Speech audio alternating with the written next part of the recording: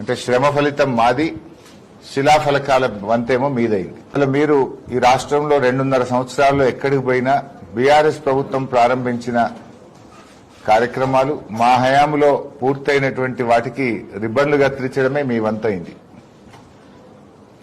రేపు సిద్దిపేటలో ప్రారంభిస్తున్న oil palm factory 2021లోనే రాష్ట్ర ప్రభుత్వం జీవో ఇచ్చింది.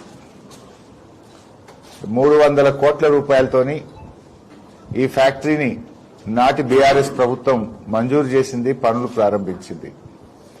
సో ఆయిల్ పామ్ ఫ్యాక్టరీ ఈ ప్రాంతంలో రావడంలో కాళేశ్వరం ప్రాజెక్టు చాలా చాలా కీలకం. కాళేశ్వరం ప్రాజెక్టు లేకపోతే అసలు మనం ఈ ఆయిల్ పామ్ సాగు అనేది సిద్దిపేట ప్రాంతంలో మనం ఊహించలేం.